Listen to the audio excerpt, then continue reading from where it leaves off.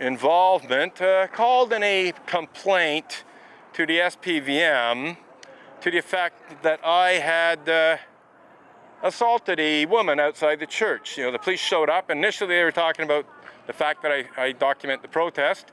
And then one of them pipes up and said that a woman had fallen down in front of church. He didn't specifically say that I had assaulted a woman, but, you know, his story was that a woman had, you know, fallen down outside the church and that I was responsible for it, you know, which is essentially suggesting that I assaulted the woman, caused her to fall down. And I said, no, that didn't happen. And he came back with, we have eyewitnesses. So now what he's saying is, not only did a woman fall down outside of the church, but they have eyewitnesses to this alleged assault committed by yours truly. And I said, no, you don't. You can't have eyewitnesses to something that didn't happen. Oh, and by the way, I have video evidence of Margot Ellis assaulting me. So since you guys happen to be here, I want you to have Margot Ellis arrested for assaulting me. And while you're at it, I want you to get to have whoever is responsible for calling in the false report to the police to be arrested for public mischief, because it is in fact an act of public mischief to call in a false report to the police. And the police were actually pretty good, talking to my camera here. So the police were actually pretty good. They took my report. They didn't do what I did ask them to do, which was to actually go and get a report from whoever was falsely claiming that I had knocked a woman down in front of the church, which would have been excellent evidence to use in, you know, proving beyond any reasonable doubt that this person had lied to the police and was thus guilty of public mischief. So they didn't actually do that, which I think they should have. But they did take my report, and it was submitted. But what happened is the detective for Station 11 refused to have Margot Ellis arrested and charged. She claimed that she needed evidence.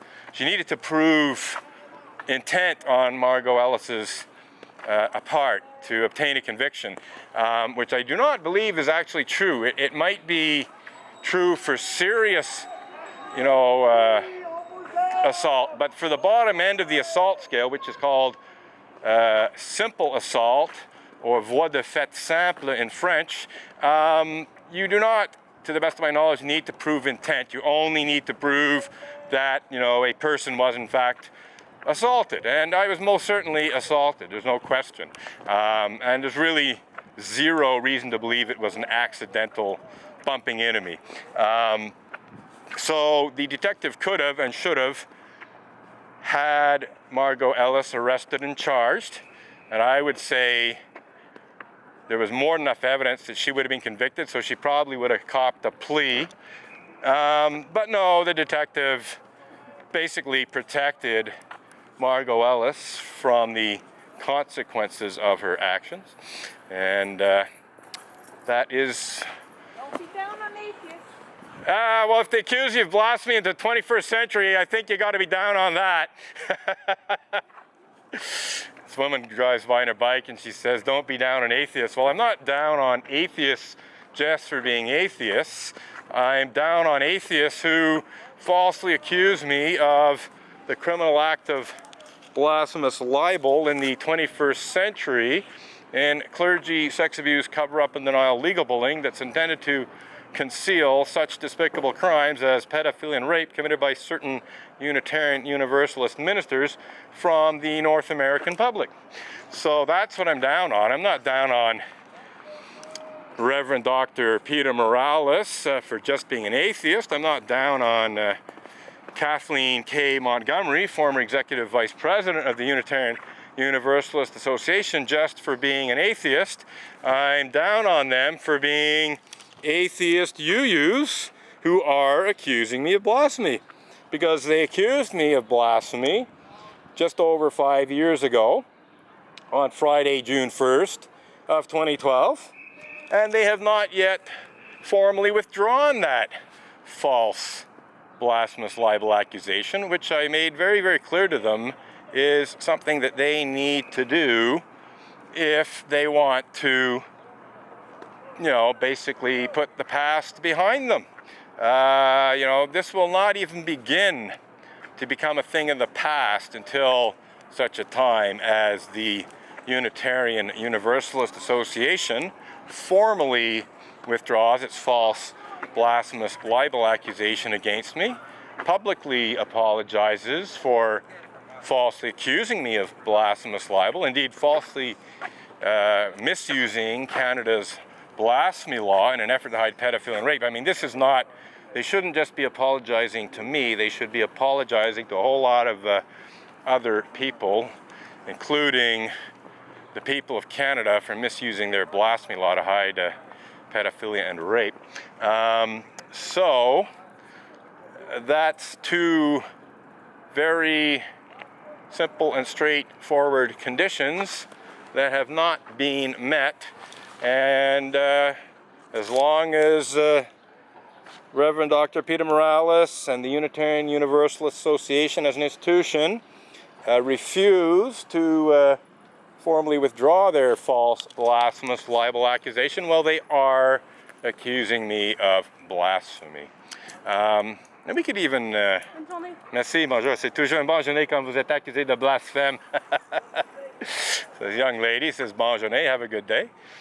My picket sign, by the way, says unsafe sect in the right hand, and Unitarian perversion of justice, sucks you, asterisk you, in the left hand. And let's see, you got a bug on it. Okay. Oh, it's an inchworm. I got an inchworm on my unsafe sect picket sign.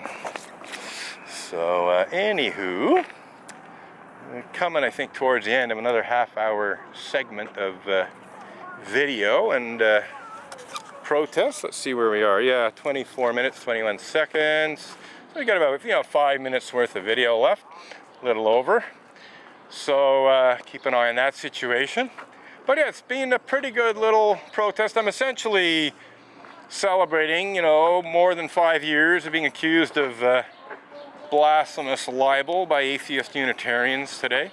The actual anniversary was Thursday, the 1st of June, and I celebrated by sending a letter to the Unitarian Universalist Association's Canadian attorney, Maitre Marc-André Coulombe, reminding him that it was the 5th anniversary of misusing Canada's blasphemous libel law to hide UU pedophilia and rape, which he is directly involved in, and reminding him, that I had told him and Reverend Dr. Peter Morales and a whole lot of other top-level leaders of the Unitarian Universalist Association that they need to formally withdraw that false, blasphemous libel accusation. They need to very publicly apologize for it, and on top of that, they also need to publicly disclose exactly how many Unitarian Universalist ministers have engaged in such despicable crimes as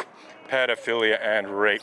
So those conditions have not been met for 5 years now. So anywho, debating whether I should write another chalk slogan. If I stick around long enough, the sidewalk will be dry enough to write it exactly where it was.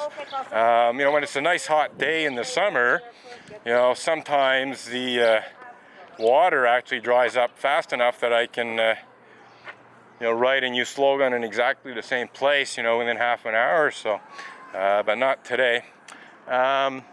Oh, look, here comes Curtis Murphy from the look of things, which is pretty good on my eyesight. I mean, he was, better part of 100 feet away. Well, maybe it's not Curtis Murphy. Well, then there's my eyesight again. It's not Curtis Murphy now that I see better. Looked like him, had the same sort of build and hairline and so on. With my astigmatism, I guess I was mistaken. Here I was, congratulating myself on being able to identify Curtis Murphy from about 100 feet away, but no, it actually is a different person. So, but that's the only downside of the astigmatism is that things that are at a distance away can be difficult to fully see clearly. But you know, they're basically got a pretty good idea of what's out there, but it's not as sharp as if A, I didn't have astigmatism, or B, I was wearing glasses to correct it. But it's really, you know, I can read the church sign there, you know, Church of the Image, Tarnishing Ministers. It's like 15 so feet away. I can read it very clearly. I can read accept livraison locale. It's a little blurry, but I can see what it says, so I can read this. You know, so basically, you know, I don't really need glasses all that badly unless I need really to see something that's a good distance away very sharply. But generally speaking, that's not the case. So after that, a little aside, we're probably done with the 5 minutes of video. Not quite. Yeah, still got a couple of minutes left. So yeah.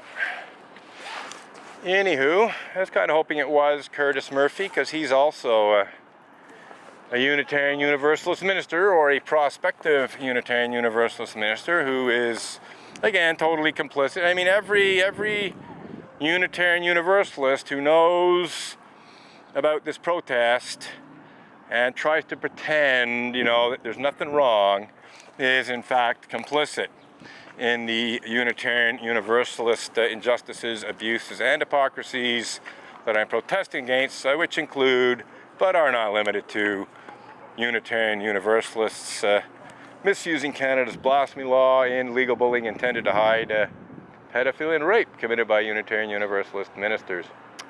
So I see a police car coming this way, maybe just involved with the Tour de l'Aile, but it may not be, so I'm going to start up a fresh, well, I might not, it'll see. If it goes by, I'll just 11:09, so that is station 11, but yeah, it doesn't look like they're here for me, so I'm going to have to start a fresh video clip anyway, but yeah, if it looked like there was going to be an interaction, I would have started up a fresh clip of video.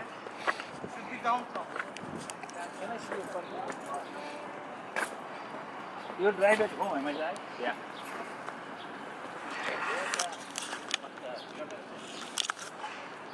Oops, sorry.